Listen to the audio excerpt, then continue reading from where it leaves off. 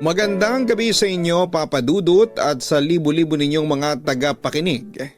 Isa ako sa mga adik sa inyong programa at halos gabi-gabi akong nakikinig sa inyo. Kaya gusto ko na rin pong i-share ang kwento ng buhay ko. Tawagin niyo na lamang po ako sa pangalang Matet. 21 years old at nakatira ngayon dito sa Cainta, Rizal. Simulan ko na lang ang storya ko noong unang magkakilala kami ng boyfriend ko. Tawagin niyo na lamang po siya sa pangalan na Paulo. Sa Facebook kami unang nagkakilala ni Paulo. Pinakilala siya ng kaibigan ko noong nag-comment siya sa picture ko. Papadudot ang guwapo niya sa profile picture niya, kaya dahil doon ay tinignan ko kaagad ang profile niya kasama na ang mga pictures. Papadudot parang nagka-crush agad ako kay Paulo. Pero hindi ko siya pinapansin sa tuwing magko-comment siya sa mga pictures ko. Gusto ko siyang i-add pero hindi ko magawa kasi nahihiya ako noon. Pero noong lumipas ang isang linggo ay nagulat ako na in-add niya ako kaya inaccept ko kaagad. Papadudot doon nagsimula ang lahat. Nagsimula kami sa chat hanggang sa hiningi na niya ang cellphone number ko na binigay ko naman. Simula noon ay lagi na kaming magka-text or magka-chat sa messenger. Papadudot sobrang sweet ni Paulo sa akin hanggang sa nagtapat siya na kung pwede daw ba siya na manligaw sa akin. Pumayag naman ako. Kahit malayo kami sa isa't isa, Papadudot. Nandito kasi ako sa Maynila habang siya naman ay nasa Bacolod. Isang araw ay nagtampo naman ako sa kanya dahil hindi siya nag-online noon sa 3 oras na usapan namin. Nagtatampo ako sa iyo kasi hindi ka nag-online sa usapan natin. Pahayag ko sa kanya habang nag-video call kami noong sandaling yon. Agad namang humingi ng dispensa si Paulo sa akin. Sorry Matet, may emergency lang kahapon sa bahay namin kaya hindi ako nakapag-online. Hindi naman kita matext kasi wala akong load. Hindi naman ako makakapag-load kasi wala din akong pera kahapon. Umutang na nga lang ako sa best friend ko para makapag-rent lang ng computer eh. Paliwanag niya sa akin. Oos talaga? Sabi ko sa kanya na may halong pagdududa. Huwag ka nang magtampo sa akin. Isang araw lang naman akong hindi nakapag-chat sa iyo eh. Basta sa susunod lang tawagan mo na lamang ako o i-text kapag hindi ka makakapag-Skype. Ang tagal ko naghintay sa iyo kagabi. Naabutan na ako ng pagsasara ng computer shop. Kwento ko sa kanya. Sana sagutin mo na ang panliligaw ko sa iyo. I promise na sasaya ka sa piling ko. Mararamdaman mo ang kasiyahang hindi mo pa nararanasan sa buhay. Pangungumbinsi pa sa akin ni Paulo na sagutin ko na siya. Talaga? Paano mo naman nasabi yan hindi pa nga tayo nagkikita sa personal. Panay camera at computer lang ang kaharap natin. Panunubo ko sa kanya. Hindi magiging hadlang sa pagmamahalan natin kung magkalayo tayong dalawa. As long as nagmamahalan tayo at nagtitiwala sa isa't isa, wala tayong magiging problema. Pahayag niya sa akin. May tanong ako sa iyo, Paulo. Gaano ka kaseryoso sa panliligaw mo sa akin? Usisa ko sa kanya pagkatapos. Mahal kita. Yun kasi ang sinasabi ng puso ko at isipan ko. Matet, huwag ka nang magduda o mag-alinlangan sa akin. Pakiusap niya noon sa akin. Nag-isip-isip ako noon pagkatapos ay may tinanong ako sa kanya. Teka, ano na nga pala ang date ngayon? Nagtaka naman siya sa tanong ko pero sinagot pa rin niya yon. June 1, 2019. Kung ganun ilang buwan ka na ring nanliligaw sa akin. Magtatatlong buwan na sa June 21 to be exact. Response agad ni Paulo sa akin. Ganun ba? Sige na nga. Sagot ko. Lalo namang nagtaka si Paulo sa sinabi ko. Ha? Anong sige na nga? Napahagigik naman ako noong sandaling yon. Ang sabi ko, sinasagot na kita. Tayo ng dalawa. Ikaw boyfriend na kita habang ako girlfriend mo na. Ano, masaya ka na ba? As expected ay tuwang-tuwa noon si Paulo sa sinabi ko. Naku Matet, masayang-masaya ako. Grabe, hindi ako makapaniwala. Dream come true to. Thank you. Thank you talaga. I love you. Pagkatapos ay nag-flying kiss pa siya sa akin sa aming video call. Ayan ha, tinupad ko na ang pangarap mo. Sana pahalagahan mo ako at tuparin mo yung mga pinangako mo sa akin. Agad namang tumango ang bago kong boyfriend bilang sagot. Siyempre naman, may isa akong salita Matet. Naku sigurado ako bebe ko. Hindi ako makakatulog dito mamaya sa kakaisip sa eksena na nating ito ngayon. Sana'y dumating na ang araw na magkasama na tayong dalawa. Request ko naman sa kanya. Don't worry, sisikapin kong pumunta dyan sa Maynila para makasama ka. Yun naman ang paninigurado sa akin ng aking boyfriend. Papadudod hindi na ako nagdalawang isip pa na sagutin si Paulo ng mga panahong yon dahil aaminin kong mahal na mahal ko na rin siya. Hindi rin alintana ang long distance relationship namin dahil alam kong mahal na mahal namin ang isa't isa. Pero tulad nga ng ibang relasyon ay hindi rin kami exempted sa away at tampuhan. Ngunit sa kabuuan ay naging masaya naman ang relasyon namin ni Paulo. Pero papadudot paglipas ng ilang buwan ay nagsimulang maging malungkutin na si Paulo. Madalas ko siyang tanungin kung bakit pero palagi niyang iniiba ang mga usapan. Palagi niyang sinasabi na okay lang siya at huwag daw akong mag-alala. Samantala dumating ang panahon na napagpasyahan namin ni Paulo na magkita na sa unang pagkakataon kaya bago mag-Valentine's Day ay nagpasya na akong umuwi ng Bacolod para magkita kaming dalawa. Doon ay tumira muna ako pansamantala sa aking tiyahin. At doon ay naikwento ko kay tita ang tunay na dahilan ng pagpunta ko sa Bacolod. Ikaw ha Matet ha, umaharot ka na. Biniling ka na sa akin ng nanay mo tapos heto ka. Paano kung mapahama ka dyan sa pakikipag-date mo? Sita pa niya sa akin isang araw nang sabihin ko sa kanya na magde-date kami ni Paulo ng araw na yon.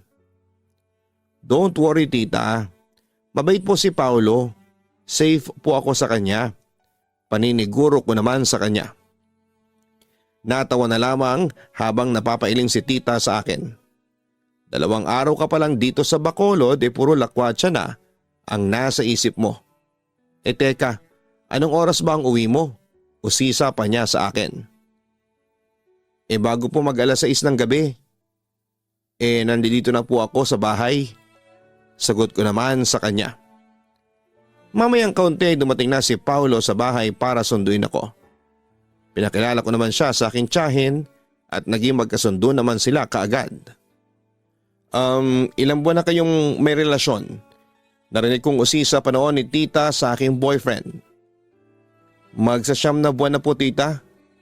Pero first time pa lang po kami magkita ngayon.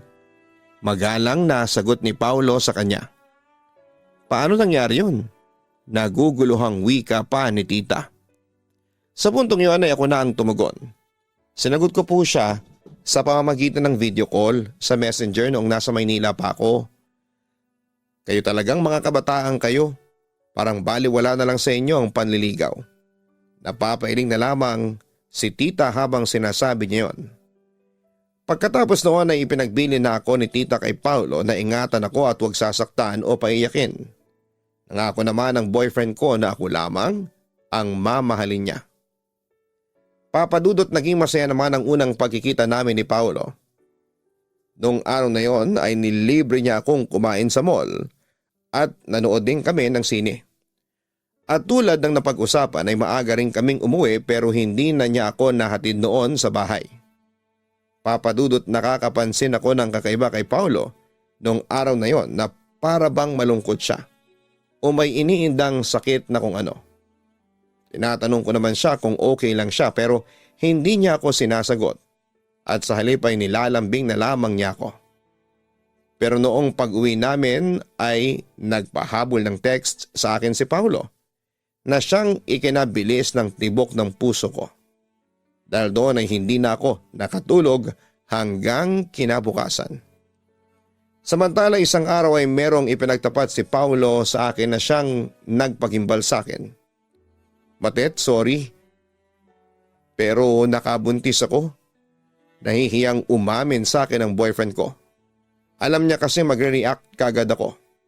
At hindi nga siya nagkamali dahil bigla akong nanlumo at nagalit at the same time. So pinagtaksilan mo ko? Ganun ba, Paulo? Kumpront ako sa kanya. Aksidente ang lahat, Matet. Hindi ko sinasadya. Hindi ko siya mahal. Yon ang giit niya sa akin. Pero kailangan ko siyang panagutan. Pahayag pa niya sa akin. Sa pagkakataong yon ay hindi ko na malayang tumutulo na pala ang luha ko. Ibig sabihin ba niya nahihiwalay mo na ako? Hindi ko pa nanagutan yung nabuntis ko. Seryoso niyang sabi sa akin. Kawawa naman yung bata, sabi ko sa kanya. Anong gusto mo, panagutan ko yun? Pakakasalan ko yun? Panunubok niya sa akin. Sana nag-isip ka ng maraming beses bago mo sinipingan yung babae na yun. Paulo naman, akala ko ba mapagkakatiwalaan ka? Bakit ka nagtaksil sa akin? Medyo hysterical na ako ng mga sandaling yon. Wala namang masabing iba si Paulo kundi sorry. Huli na ang lahat, Paulo. Sinaktan mo ako, Paulo. Alam mo ba kung gaano kasakit tong ginawa mo sa akin? Pinagkatiwalaan kita, minahal kita ng sobra-sobra. Tapos heto ka. Bigla ko na lang nalaman na may pananagutan ka na sa iba. Paulo, nasayang lahat ng pagkitiwala ko sa iyo. Disappointed na pahayag ko sa kanya. Hindi naman kumibo si Paulo sa sinabi ko. Pero alam kong bagsak na bagsak ang kanyang kalooban ng mga sandaling yon. Alam ko, Paulo, kahit na ano pang sabihin mo, iiwan mo pa rin ako.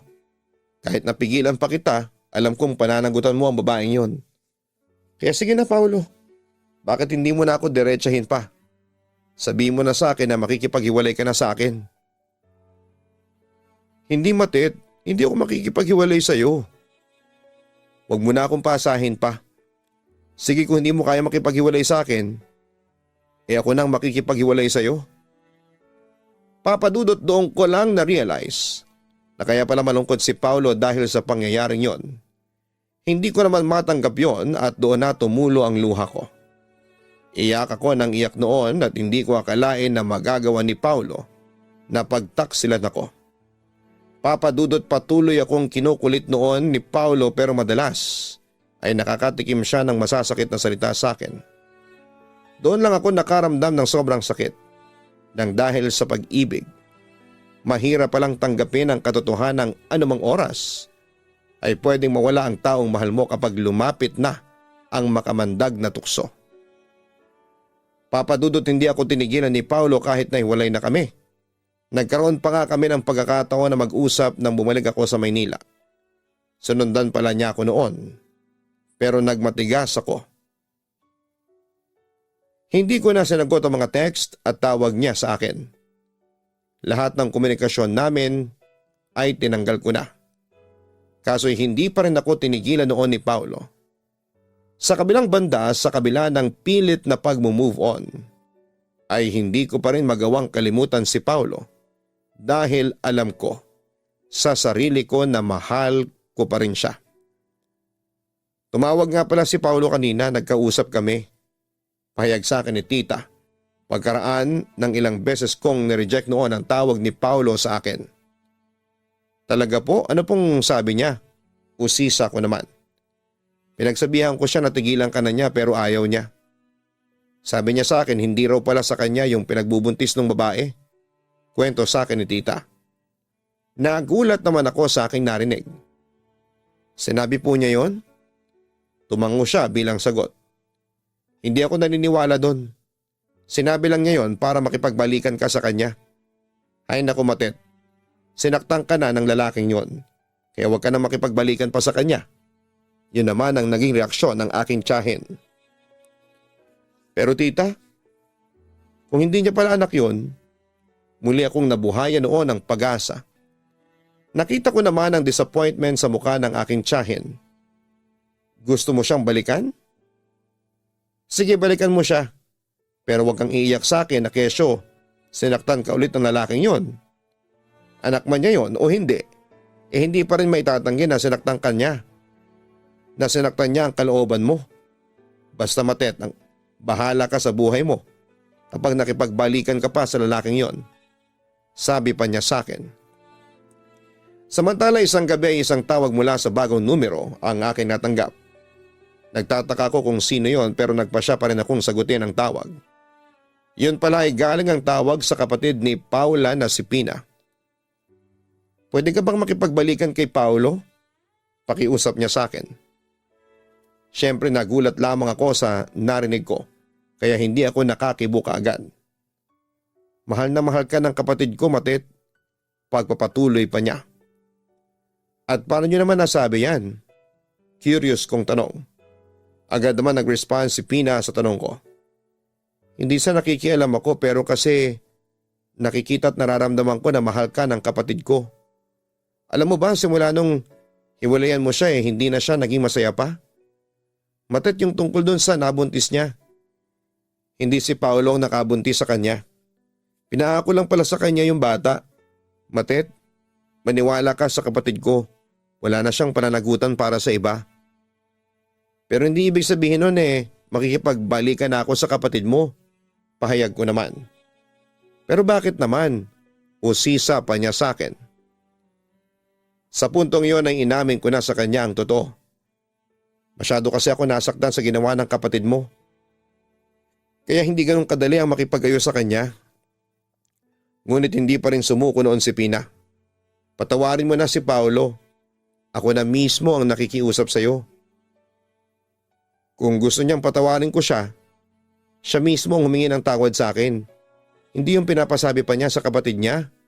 Sinabi ko sa kanya ang aking demand. Sige, patatawagin ko siya sa iyo. Pero sana mapatawad mo yung kapatid ko, Matet. Maniwala ka, mahal na mahal ka niya. At sinabi niya sa akin na ikaw lang daw ang mamahalin niya hanggat nabubuhay siya. Pangungumbinsi pa sa akin ang kapatid ni Paulo. Papadudot halos hindi ko na alam kung ano ang gagawin ko. Kakaisip kong patatawarin ko ba si Paulo o hindi na. Hanggang sa pumunta ang mga kaibigan ko na sina Janine at Rica. At doon ay humingi ako ng payo sa kanila kung kailangan ko pa ba siyang patawarin at mahalin ulit. Sabi nila ay nasa akin pa rin daw ang desisyon. Iyak na lamang ako ng iyak sa harapan nila kasi sobra talaga ako nasaktan sa nangyari, Papadudot. Ganon pala kasakit ang magmahal. Samantala isang araw isang tawag mula kay Paulo ang aking natanggap. Akala ko pupunta ka na sa graduation ko. May halong pagtatampo ang boses ni Paulo nang makausap ko siya. At sino naman ang may sabi sa iyo na pupunta ako? Kumpront ako sa kanya. Sana mapatawad mo na ako sa mga nagawa kong kasalanan sa iyo.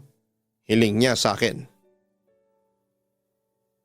Pinagtaksilan mo ako, Paulo. Kahit ba hindi mo nabuntis yung babaeng yun may nangyari pa rin sa inyo. Hindi naman siguro ipapaako sa iyo ng babaeng yun ng anak niya kung hindi ka nakipagsiping sa kanya. Pahayag ko sa kanya. Signaling him na nahihirapan pa akong patawarin siya ng mga oras na yon.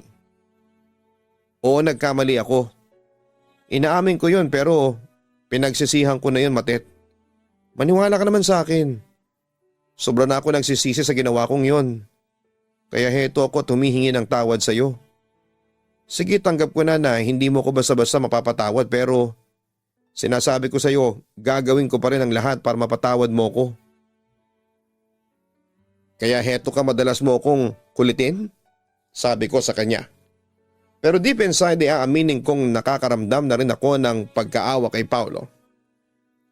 Ayaw kong mawala ka sa akin. Mahal na mahal kasi kita. Hindi ko alam kung anong gagawin ko kapag tuluyan ka nang nawala sa akin. Sana, Matet, nakikiusap ako sa iyo. Bigyan mo pa sana ako ng pangalawang pagkakataon at nangangako ako sa iyo na hindi ko na yun uulitin pa. Matet, please. Pagmamakaawa pa niya noon sa akin. Hindi ko masasabi kung kailan kita mapapatawad. Basta isa lang ang sigurado. Mapapatawad din kita kapag tuluyan ang naghilom ang mga sugat ko dahil sa'yo.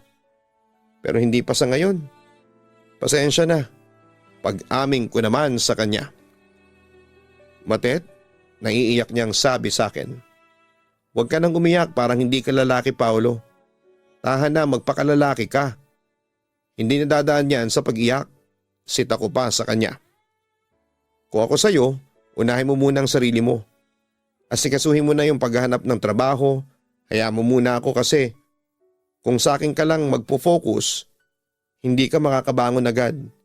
Sige na, Paolo, magpakatatag ka. Para sa akin, yun na lamang ang sabi ko noon sa kanya.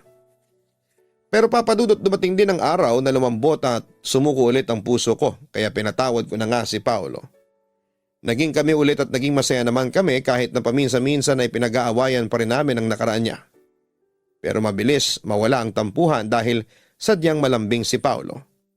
Samantala'y palagi kaming nagkikita simula noong magdesisyon siyang tumira na sa Maynila.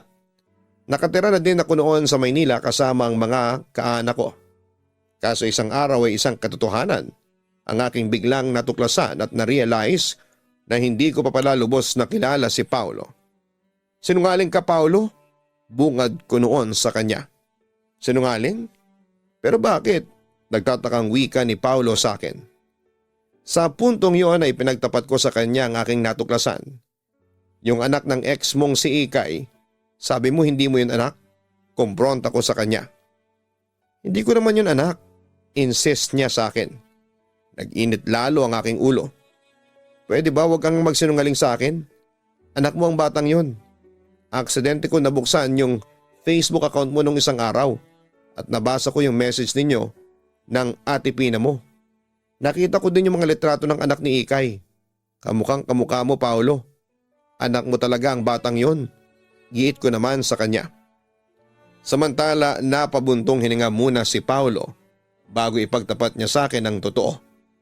Oo, anak ko nga ang batang yon. Bakit ka nagsinungaling sa akin ha? Galit na kumpronta ko ulit sa kanya. Oo, nagkamali ako. Pero kahit na may anak ako kay Ikay, hindi pa rin ako sumama sa kanya. Ikaw kasi ang mahal ko at hindi kita iiwan at ipagpapalit sa kanila. Paninigurado naman niya sa akin. Sinusustentuhan ko naman yung bata pero sa iyo pa rin ako sasama, Matet. Oo, maaaring nagkamali ako. Pero nakaraan na yon at nangyari na yon nung hindi pa tayo magkarelasyon. Sana naman ay matanggap mo ang nakaraan ko. Pinapangako ko naman sa iyo na hindi makakaapekto ang nakaraan ko sa present at future natin. Pakiusap niya noon sa akin. Ayaw ko lang kasi na nagsisinungaling ka sa akin. Wika ko. Pero aaminin kong lumambot na ulit ako sa kanya. Sasabihin ko rin naman yun sa iyo eh. Wala naman akong gustong itago sa iyo. Pahayag pa niya sa akin. Matet, ayaw kong mawala ka sa akin. Nasanay na akong mabuhay ng kasama ka. Kaya masasabi kong mahihirapan akong mag-adjust kung iiwan mo ulit ako sa pangalawang pagkakataon. Please, Matet, maawa ka naman sa akin. Huminga naman ako ng malalim bago ko sinabi sa kanya ang aking desisyon. Okay, sige, pinapatawad na kita. Basta sa susunod huwag mo nang ulitin yun ha. Ayaw kong magsinungaling ka. Oo, pangako, hindi na mauulit pa yon. Yon ang assurance na ibinigay niya sa akin. Papadudot naging maayos na naman kami pagkatapos noon. Pero syempre hindi pa rin talaga maiwasan ang mga tampuhan lalo na kung may kinalaman sa kanyang nakaraan. Ewan ko ba papadudot bakit parang hindi ko magawang mag-move on. Ano bang dapat kong gawin? Paano ko matatanggap ang lahat? Dapat ko pa bang ituloy ang relasyon namin o hindi na? Sana'y mabigyan ninyo ako ng advice. Hanggang dito na lamang ang aking kwento. Maraming salamat at magandang gabi sa inyong lahat. Lubos na gumagalang, Matet. Nasa sayo yan, Matet, kung gusto mo pa siyang mahalin at ituloy ang inyong relasyon o hindi na. Ikaw ang nakakaharap ni Paolo. Mararamdaman mo kung nagsasabi siya ng totoo o hindi. Kung sa tingin mo ay sincere naman siya at nagsasabi siya ng totoo, give him another chance. Pero kung ramdam mo na parang may tinatago pa siya sa'yo, kalimutan mo na siya. Dahil hindi healthy sa isang relationship kung may tinatagong sekreto ang bawat isa. Basta matatanggap mo rin ang lahat kung tunay na mahal mo pa rin si Paulo. Subukan mong patawarin siya at bigyan ng tsansa. At nasa sayo na lamang kung sa paglipas ng panahon ay totoo pa rin siya sa kanyang mga pinangako sa iyo. Muli maraming salamat sa iyo Matet sa pag-share mo ng iyong kwento sa Papa Dudut YouTube channel. Hanapin po ang Kaistorya Horror YouTube channel para sa mga araw-araw na upload ng mga nakakatakot na kwento. Ganon din ang Gian Gianna Vlogs, our weekly family vlogs.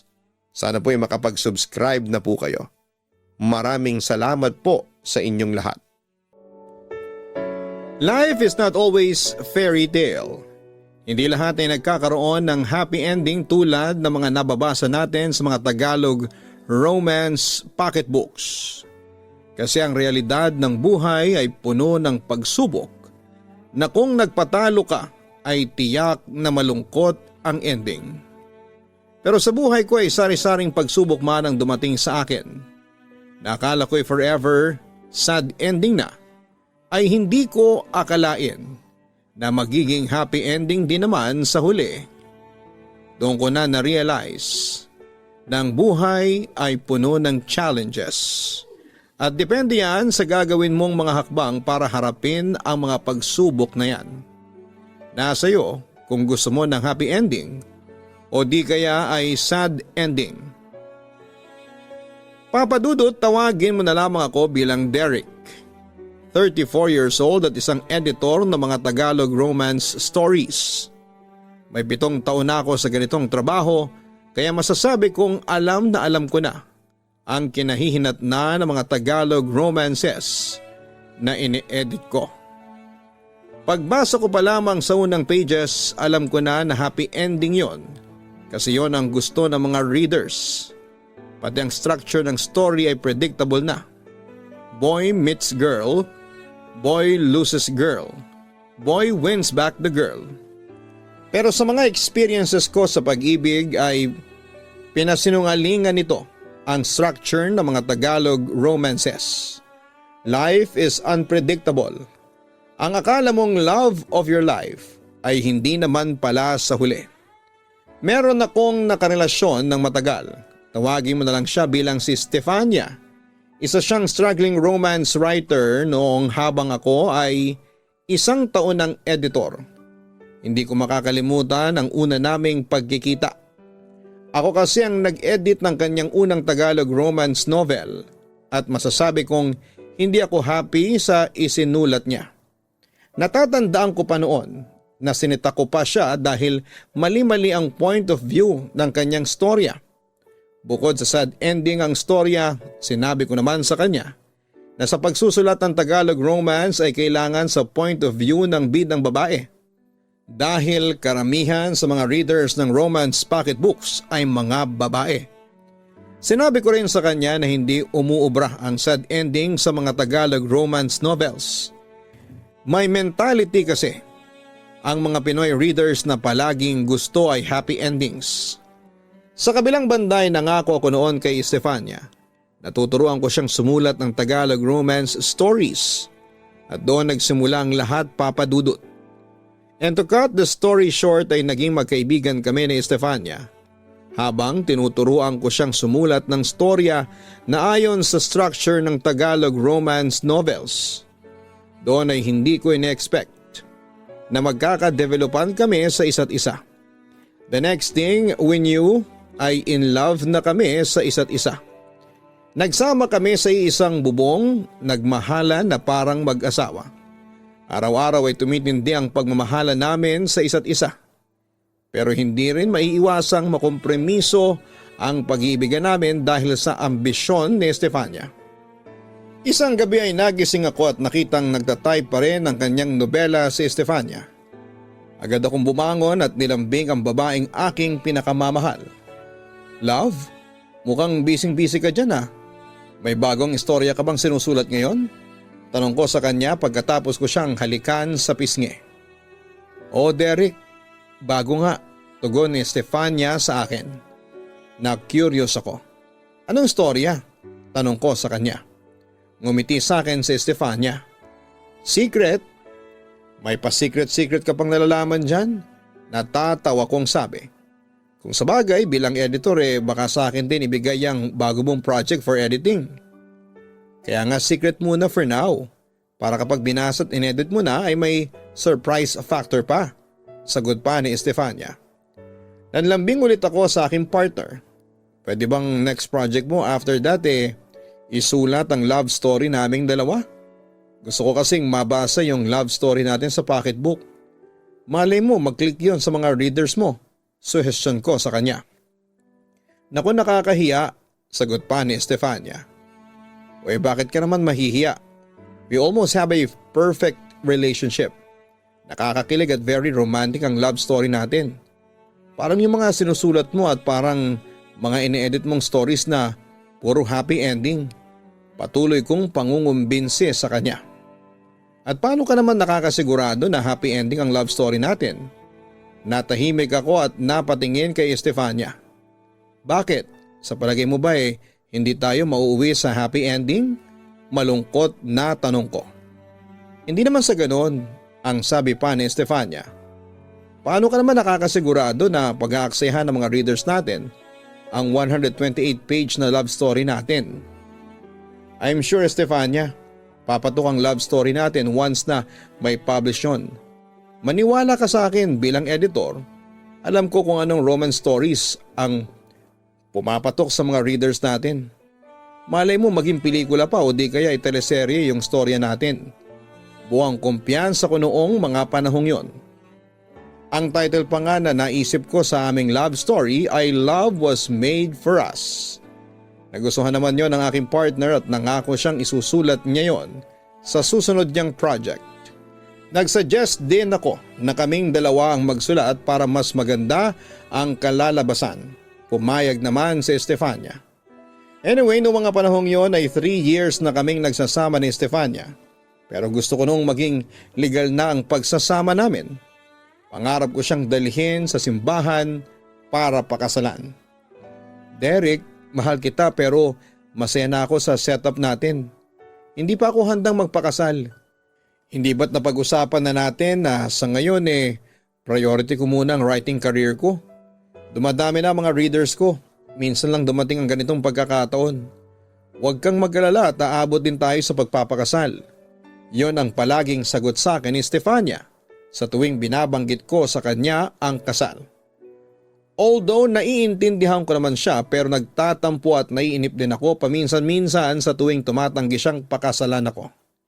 Minsan tuloy napapaisip ako kung sigurado ba siya sa kanyang mga nararamdaman para sa akin o hindi. Samantala papadudot, nagbunga rin ang paghihirap ni Estefania. Naging isa siya sa mga kilalang romance writers ngayon. Pero ang nakakalungkot dito ay unti-unti siyang nawawala ng panahon sa akin. Noong una ay gusto ko siyang kausapin tungkol doon pero di naglaon ay naunawaan ko rin siya. Ever since pangarap na ni Estefania ang maging isang novelista. Ayaw ko namang maging hadlang sa mga pangarap niya. Kaya naman pinagpatuloy ko na lamang ang pagpapasensya kay Estefania. Pilit ko siyang inuunawa. Sinubukan kong lagyan ng init ang relasyon naming dalawa pero mukhang wala yung bisa. Patuloy sa panlalamig ang aming relasyon hanggang sa isang araw ay nakaramdam na ako ng pagkaawa sa aking sarili dahil naging baliwala na ako sa kanya. Nakaramdam din ako ng selos dahil parang may inililihim si Estefania sa akin. Lalo na sa mysterious text mate niya na ayaw niyang ipakilala sa akin. Dahil doon ay hindi namin maiwasang magtalo tungkol doon. Ako naman dahil sa mahal na mahal ko si Estefania ay ako na ang madalas na nagpaparaya. Pero deep inside ay sobra talaga akong nasasaktan. Kaya imbis na masaktan ay dinadaan ko na lamang sa nightlife ang lahat. Madalas kong kasama ang mga kaibigan kong kapwa editors lalo na sina Anton at Kukay. Sa kanila ko ay kinikwento ang lahat ng mga sama ng loob ko sa aking partner. Buti naman at palagi silang nakikinig sa akin at nagbibigay ng payo. Samantala isang gabi ay isang katotohanan ang nakarating sa akin. Alam mo Derek, malaki pa rin ang pagkagusto sa iyo ni Kokay dahil kahit na sabihin natin kay Estefania ka na, kwento sa akin ng aking kaibigang si Anton. Talaga? Nagulat ko namang sabi. Matagal ko ng kaibigan si Kukay at napapansin ko ngang sweet siya pag magkasama kami. Kahit nung hindi pa kami ni Estefania ay palaging espesyal ang trato niya sa akin. Yun pala ang dahilan. Hindi mo ba nararamdaman ang pagkagusto niya sa iyo? O well, nakalimutan ko. Pinanganak kang manhid. Biro pa ni Anton sa akin. Best friends lang ang turing sa akin ni Kukay. Anton, huwag mong lagyan ng kulay. Patay mali siya kung sabi sa aking kaibigan. Kung ako ang tatanungin mo, parang mas pipiliin ko na si Kukay over Estefania. Napatingin ako kay Anton. Paano mo nasabi? Medyo seryoso kong tanong sa kanya. Mukhang mas magiging mabuting girlfriend si Kukay, mabait, maalaga at maalalahanin.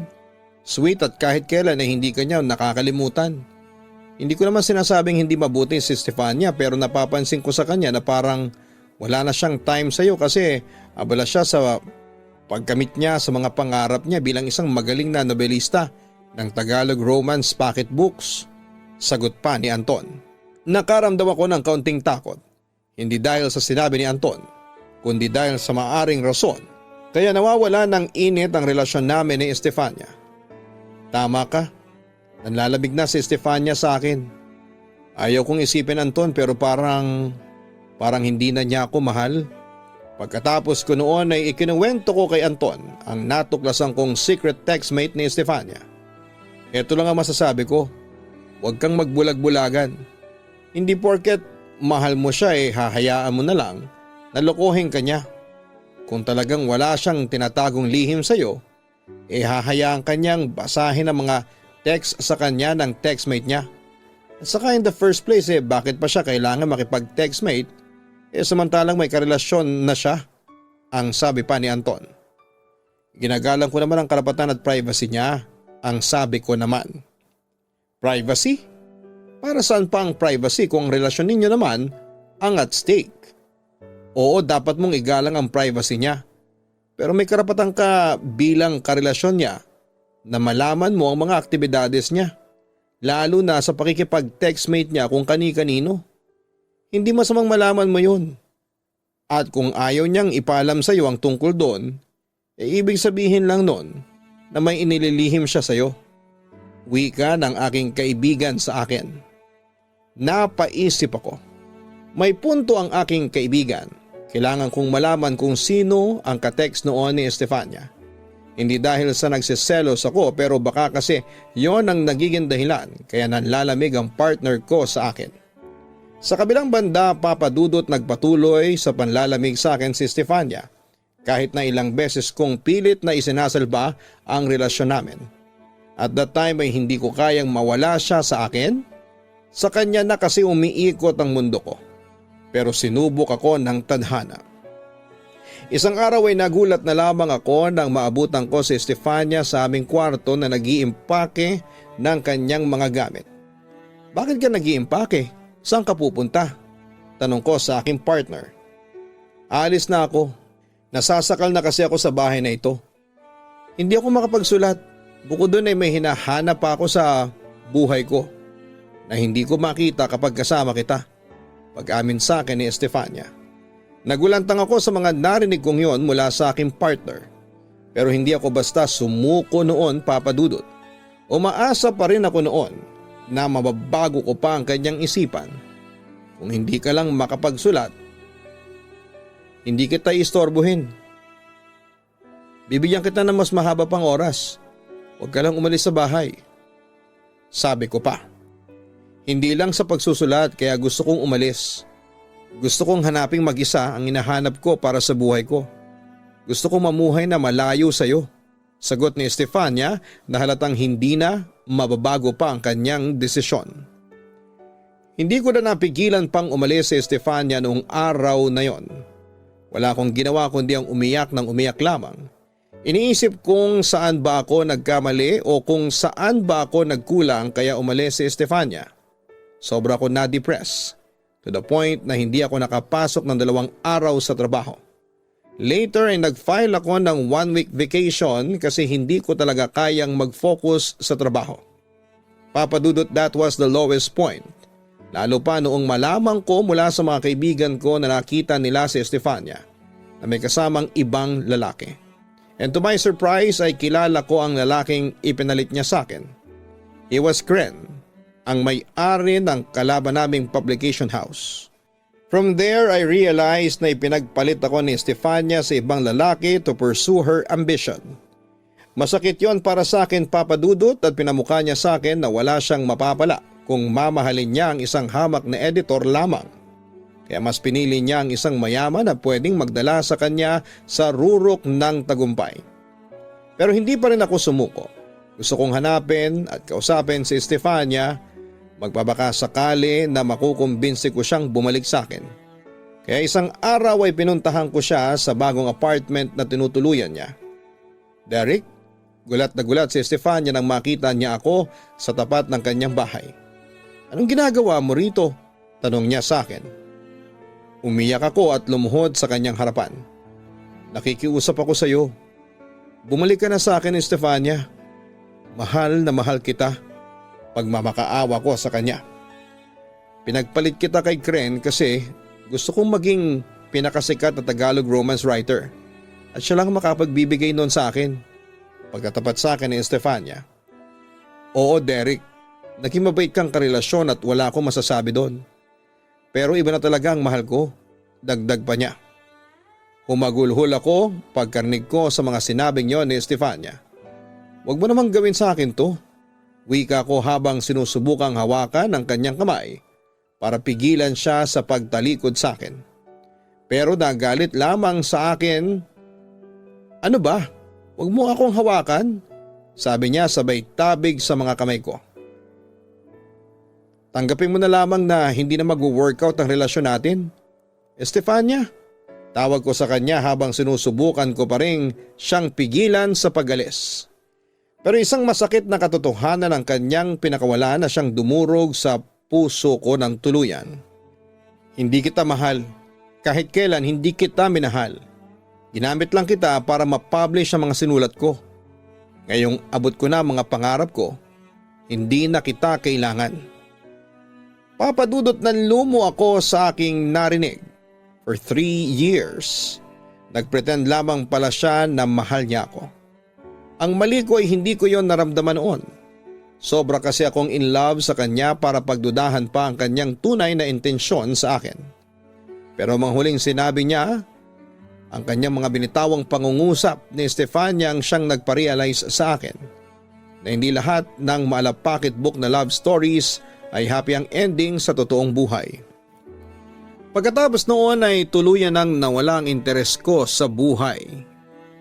Kumalat sa buong publishing house namin ang nangyari sa amin ni Estefania. Lahat sila ay nagpahatid ng kanilang simpatya sa akin.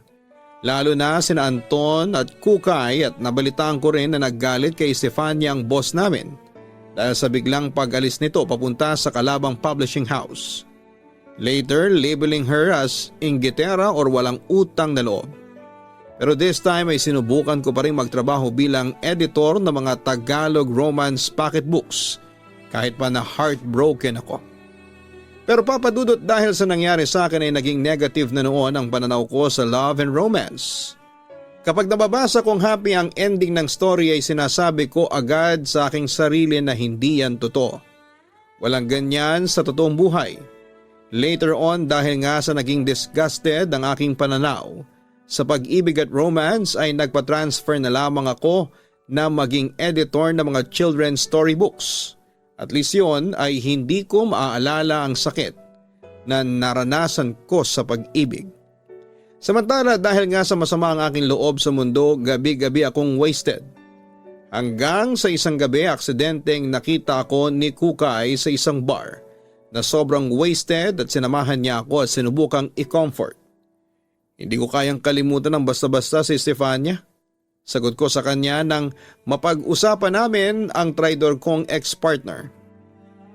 Pero sa yun na rin ang galing na ipinagpalit ka na ni Estefania sa ibang lalaki. Matuto kang tanggapin ang katotohanan na hindi ka na mahal ng ex mo.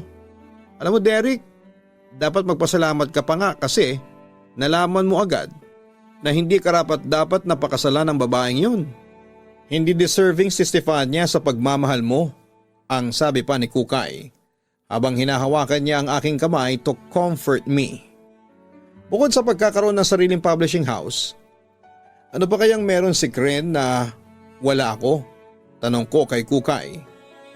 Huwag mong ikumpara si Kren sa'yo, magkaiba kayong dalawa. Nagkataon lang na mas mahal ng ex mo ang lalaking yon, tugon niya. Ang mali ko, masyado kong minahal si Estefania. Akala ko siya na ang babaeng ihaharap ko sa altar. Masyado kong umasa na kami na ang magkakasama hanggang sa huli. Ganito pala kasakit ang magmahal. No, Kukay? Napatingin ako sa mga mata ni Kukay na puno ng simpatya. Oo, masakit talaga ang magmahal. Lalo na kapag manhid ang isang taong pilit na pinagsiksikan ang sarili sa babaeng hindi na niya mahal. Masakit talaga ang magmahal lalo na kapag inakala mo na forever na kayo pero sa huli, ipinagpalit ka lang niya sa iba. Nakita ko ang sakit sa mga mata ni Kukay. Oo, masakit talaga ang magmahal kasi hindi matanggap ng taong yun na ayaw na sa kanya ng taong minamahal niya. Natamaan ako sa sinabing yun ni Kukay. Naalala ko tuloy yung sinabi sa akin dati ni Anton na may gusto raw sa akin ang kaibigan ko. Napaisip ako. Kaya ba nangyari sa akin to? Kasi napakamanhid ko. Manhid ako sa emosyon ng iba. Kaya hindi ko namalayan na ginagamit lang pala ako ni Estefania. At kaya hindi ko naramdaman na may lihim na pagtatanggi sa akin si Kukay. Isipin mo na lang Derek, maraming babae dyan sa paligid mo na mas deserving sa pagmamahal mo. Buksan mo lang yung mga mata mo. Talasan mo ang pakiramdam mo. I know na mararamdaman mo sa mga oras na ito na may isang babae ang naghihintay na mahalin mo tulad ng pagmamahal na ibinigay mo kay Estefania. Pagpapatuloy ni Kukay. Sa pagkakataong to ay nakita ko nang parang maluluhan ang mga mata niya. Kukay, mahal mo ko? Nauutal kong tanong pa sa kanya. Oo Derek, minamahal kita noon pa. Kahit na kayo na ni Estefania, patuloy pa rin kitang mahal. Alam mo marami nga ang nagsasabi sa akin lalo na si Anton na sobrang tanga ko dahil minamahal ko ang isang lalaking may mahal ng iba. Pero wala akong pakialam doon Derek. Ang mahalaga sa akin, makita lang kitang masaya. Ipinangako ko noon sa sarili ko na mamahalin kita kahit na may mahal ka ng iba. Pagtatapat niya sa akin. Papadudot naging sobrang wasted pa rin ang buhay ko pagkatapos noon. Dinaan ko sa alak ang lahat at may pagkakataon din na nagtangka akong magpakamatay. At muntik na akong masiraan ng bait. Buti na lamang at naroon sa tabi ko ang mga kaibigan ko, kamag-anak at syempre si Kukay. Si Kukay ang naging tagapagligtas ko. Siyang naging sandigan ko sa pangungulila sa ex-partner ko. Ginawa niyang lahat para makalimutan ko ang babaeng nagpaluha sa akin. Minahal niya ako. At hindi naglaon ay nakalimutan ko din si Estefania at kay Kukay ko binaling ang atensyon ko. And to make the story short ay naging kami kinalaunan. Tumagal ng 2 taon ang boyfriend-girlfriend relationship namin hanggang sa napagpasyahan naming magpakasal. Naging masaya naman ang relasyon namin ng asawa ko at tulad na lamang isang araw nang mag-celebrate kami ng first wedding anniversary sa isang mamahaling restaurant sa loob ng isang casino sa Pasay. Kitang-kita ko ang kislap sa mga mata ni Kukay at masayang masaya sa pagsasama naming dalawa. Ang romantic naman ng asawa ko. Yan ba yung mga natutunan mo sa pag-i-edit ng mga romance novels? Tanong niya sa akin. Well, sabihin na nating marami nga akong natutunan sa mga ine-edit kong mga Tagalog romances. Kaya nga heto na-apply ko sa aking pinakamamahal na asawa. Sagot ko sabay halik sa kanyang kanang kamay na hawak ko. Salamat Kukay at ako ang pinili mo na mapangasawa. Dagdag ko pa. Ako nga ang dapat magpasalamat sa iyo eh. Well, masasabi ko namang hindi ako nagkamali sa pagpili ng asawa kasi mabait ka. Thoughtful ka, maalaga at syempre gwapo. Kung sa bagay, minahal kita just the way you are. Sabi niya sa akin. Natuwa noon ang aking puso, Papa Dudut. Alam mo, mahal, pinagudyok na sa akin na sumulat ng Tagalog romance. Tapos isusulat ko ang love story natin. Ano sa tingin mo? Suggestion ko. I-push mo yan, naabangan ko yung nobela mo. Pagsang-ayon ng aking asawa. At least, pwede ko nang inobela ang ating love story kasi happy ending na. We're married. Pagpapatuloy ko. Natatawa si Kukay na nagsalita. In real life, ang successful na love story, walang ending. Unless patay ka na. Kaya ang love story natin, patuloy lang sa takbo ng panahon. Kung sa bagay, may punto ka, pagsang-ayon ko. So balak mo palang gawin ko na series ang ating love story. Pagkatapos noon ay nagtawanan lamang kami. Nagkwentuhan at pareho kaming happy ng gabing yon. Actually, araw-araw naman kaming happy dahil punong-puno kami ng pagmamahalan. Ngunit Papa't Dudut, tulad ng ibang relasyon ay dumaraan din kami sa mga pagsubok. Tulad na lamang isang araw, isang nakaraan ang susubukang bumalik sa aking buhay. Derek, narinig kong tawag sa akin ng isang babaeng nagbabrowse ng libro sa isang bookstore. Paglingon ko'y nagulat ako nang makita kong si Stefania ang papalapit sa akin. Anong ginagawa mo rito, Stefania? Mahinahong tanong ko. Akala ko after 4 years ay hindi na tayo magkikita. Namiss kita. Nanlalambing na sabi sa akin ni Stefania. Sabay yakap sa akin. Kung magsalita siya parang wala lang sa kanya ang nangyari noon sa amin. Pero dahan-dahan akong kumalas sa kanyang pagkakayakap. Agad din naman niya akong binitawan. I'm sorry Stefania pero 4 years is enough. Matagal na ako naka-move on. May asawa na rin ako. Sagot ko kay Stefania. Sino? Nanunuring tanong niya sa akin. Sinong pinalit mo sa akin? Si Kukay. Siya na ang asawa ko. So please, huwag ka nang umasa na magkakabalikan pa tayo. Huwag mo nang guluhin pa ang buhay namin. Diretsahang sagot ko sabay iwan sa babaeng manggagamit. Ang akala ko Papa Dudut ay matatapos na ang panggugulo sa akin ni Stefania pero nagkamali ako. Dahil kahit na anong pilit kong umiwas ay panay naman ang paglapit niya. Tulad na lamang isang araw, hindi ka ba nahihiya sa sarili mo, Stefania? Usig ko sa kanya. Bakit naman ako mahihiya samantalang hinahalikan ko lang ang lalaking mahal ko? Ano Derek, namiss mo ba ang mga halik ko? Panunukso niya sa akin. Hindi, so please, leave me alone. Nagmamatigas kong tugon sa kanya. Pero hindi nagpatinag si Stefania at pinagpatuloy niya ang panunukso sa akin. Hindi ako naniniwala. Ilang taon din tayong nag-live-in, kaya alam ko kung nagsisinungaling ka o hindi. Please Derek, huwag ka na mag-deny pa. Mahal mo pa rin ako, ang sabi niya. Minahal kita noon pero pinabayaan mo yun, binaliwala mo yun. Ngayong minahal mo ulit ako, I'm sorry pero pakakawalan ko yun. May asawa na ako at siya na ang mahal ko. Pero imbes na pansinin ang huli kong mga sinabi ay walang abi-abisong lumapit siya sa akin at nilagan niya ako sa akin labi. Ang sabi ng aking isipan ay kumalas ako kay Stefania pero hindi yon hinayaan ng aking katawan. Oo, bumigay ako sa halikan naming yon. Ngayon sabihin mo sa akin Derek na nakalimot ka na sa pagmamahala natin. Pag-dare sa akin ni Stefania. Hindi ako nakasagot dahil aaminin kong namiss ko talaga ang halik niya. Ano, bakit hindi ka makasagot? Sobra akong na-confuse ng mga panahong yon. Akala ko ay totally nakapag-move on na ako sa ex ko pero hindi pa pala. Pagkatapos noon Papa Dudut ay muli niya akong tinukso na bumalik sa kanya. At dahil sa lalaki lang ako, kaya kahit na anong pagmamatigas ko kay Stefania, ay hindi ko maiwasang manumbalik ang nararamdaman ko sa kanya. At hindi nagtagal ay bumigay ng hindi sinasadya. Nang ibigay ni Stefania sa akin ang pinakamatinding tukso. ang kanyang katawan. Oo, nagtaksil ako noon sa aking asawa, sabi ng aking puso ay mahal ko si Kukay. Pero iba ang ginagawa ng aking katawan. Tinutulak ako sa tuksong dala ni Estefania.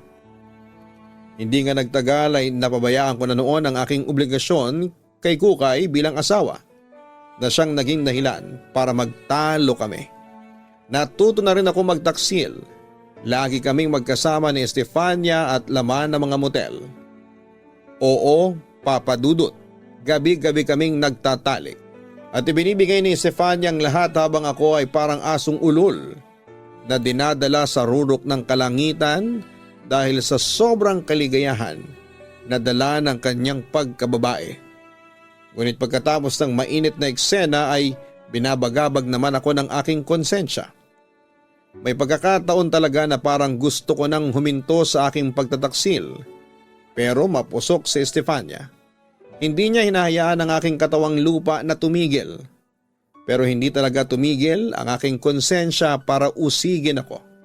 Hindi ko rin maiwasang ikumpara si Estefania kay Kukay at narealize ko na mas lamang ang asawa ko kesa sa kabit ko. Narealize ko din na mas mahal ko ang asawa ko kesa kay Estefania. Alam mo ba? Natapos ko nang isulat ang love story natin at alam mo kung ano ang title? Love Was Made For Us. Sabi ng editor sa bago kong publisher, ipapublish na raw yung sinulat ko ngayong buwan. Nako, excited na ako dun eh. I tell you Derek, as early as now sinasabi ko sa iyo, napapatok ang love story natin tulad ng mga nauna kong sinulat. Sa totoo lang ay dinedicate ko sa iyo ang bago kong nobela. Kwento sa akin ni Estefania habang magkasama kami sa motel. Hindi ako nagsalita noon at bumangon na lamang sa kama at mabilis na nagbihis. Nagtaka si Estefania sa aking ginagawa. Saan ka pupunta? Tanong niya sa akin. Nakukonsensya na ako sa ginagawa natin. Pagtatapat ko. Gusto ko nang tapusin ang lahat ng namamagitan sa ating dalawa. As expected ay hindi yon tinanggap ni Estefania. Hindi mo pwedeng gawin sa akin to. Mahal na mahal kita. Sabihin mo sa akin na nagbibiro ka lang. Hindi ako nagbibiro, seryosong sagot ko. Nang matapos na akong magbihis ay dali-daling bumangon ng kama si Estefania para pigilan akong umalis. Sorry pero hindi na kita mahal, Estefania. May asawa na akong tao. Narealize ko na mas mahal ko siya kesa sayo. Kung minamahal man kita, noon yun. Pero hindi na ngayon. Hanggang kaibigan lang ang kaya kong ibigay sayo. Ang sabi ko kay Estefania. Pero hindi ako makawala dahil mahigpit ang pagkakayakap niya sa aking braso. Naging hysterical na si Estefania. No, please Derek. Huwag mong sabihin sa akin na nakalimot ka na sa mga pangako natin sa isa't isa. Mangiyak-ngiyak niyang sabi sa akin. Matagal na yun, Estefania. Nakalimutan ko na mga pangako kong yun. Walang emosyong kong sagot sa kanya. Pero isang malakas na sampalang natanggap ko mula sa kanya. Hayop ka? Minahal kita tapos ganito lang ang isusukli mo sa akin, ang sama mo. Napuno na ako sa sinabing yon ni Estefania. Oo, masama na ako pero hindi mo ba naisip na napakasama mo rin? Tinuturuan mo kong mangaliwa sa asawa ko. No, Estefania. Hindi ko kayang lokohin si Kukay. I'm sorry pero tama na ang kahibangang ito. Sabi ko sabay kala sa pagkakahawak niya sa braso ko. Sinusumpa ko, Derek, gugulhin ko kayo ni Kukay. Banta ni Estefania sa akin sa pag-aakalang matatakot ako. Magpapakalayo-layo na kami ni Kukay. Sigurado kong hindi mo kami matutunton. Sige, alis na ako, goodbye. Yun ang huli kong sinabi sa kanya bago ako lumabas ng kwarto ng motel. Papadudot doon ko na tinuldukan ang relasyon namin ni Estefania.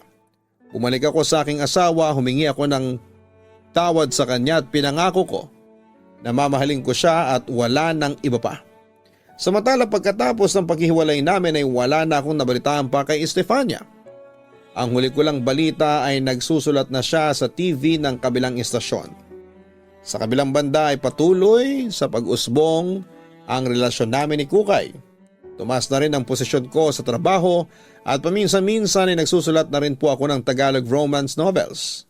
May 3 na rin kaming anak ngayon ni Kukay, sina Robin Christopher, Jane Michelle at Charlene Grace. Ngayon ay isa na kaming larawan ng masayang pamilya.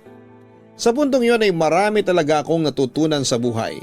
Una, hindi na talaga dapat balikan ang nakaraan, lalo na kung ito ay tungkol sa nasirang pag-ibig. Inaamin kong nagkamali ako sa pagtataksil sa aking asawa pero lubos ko nang pinagsisihan yon. Ang totoo niyan na ipagtapat ko na yon sa aking asawa. Siyempre sa una ay mahirap tanggapin, pero in the end ay nanaig pa rin ang pagpapatawad. At pinangako ko naman sa aking asawa na hindi ko na siya pagtataksilan pa kahit na kailan. At pangatlo, ang love stories na nababasa ninyo sa Wattpad at Tagalog Romance Pocketbooks ay pawang katang isip lang ng mga writers. Hindi sa lahat ng pagkakataon ay masaya at parang fairy tale ang pag-ibig. Dahil sa totoong buhay ay dumarating talaga ang mga challenges na susubok sa inyong pagmamahalan. Kung mahal ninyo ang isa't isa ay sabay ninyong harapin ang mga challenges na yon at malalampasan ninyo ito ng magkasama. Papa Dudut, maraming salamat po sa kaunting panahon na pagbabasa ng sulat ko. Sana'y mapili nyo itong i-ere. Alam ko na kahit papaano ay kapupulutan po ito ng aral ng mga listeners mo. More power sa inyong napakagandang programa. Lubos na nagpapasalamat, Derek. Maraming salamat, Derek, sa pagbabahagi mo ng iyong totoong kwento ng pag-ibig. Tama siya, mga kaibigan, ang pag-ibig sa totoong buhay ay hindi isang fairy tale na puro ligawan, kilig at sweet moments lang. Dahil ang pag-ibig sa totoong buhay ay puno rin ng pagsubok. Bilang mag-asawa o magkarelasyon ay dapat na magkasama ninyong harapin at hanapan ang solusyon ng bawat problema na dumarating sa inyong relasyon at matatapos nyo ito at malalampasan ng magkasama. Hindi rin perpekto ang pag-ibig. Nandyan ang misunderstanding, selos, pagtatampo at marami pang iba. Pero kung gusto ninyong tumagal ang inyong pagsasama ay huwag maghanap ng imperfections sa inyong asawa o partner. O lahat tayo ay hindi perpekto pero huwag nating idahilan ang imperfections ng bawat isa para lang kayo ay maghiwalay o kumawala sa isang relasyon. Sa halip ay hanapin ninyo ang lahat ng magagandang katangian sa kanya. Huwag ding sirain ang tiwala ng inyong asawa o karelasyon dahil hindi maganda ang kahihinatnan ng isang pagsasama kung walang tiwala kayo sa isa't isa. At syempre pahalagahan at irespeto ninyo ang bawat isa dahil hindi sa lahat ng panahon ay may taong laging nandyan para unawain at intindihin ka. Kaya kung sino man siya, asawa man o partner o boyfriend o girlfriend ay pakaingatan mo siya. Hanapin ang Kaistorya Horror YouTube channel para sa araw-araw na upload ng mga nakakatakot na kwento. Ganon din ang Gian Gianna Vlogs, our family vlogs na pinopost po namin weekly. Sana po ay makapag-subscribe na po kayo. Maraming salamat po sa inyong lahat.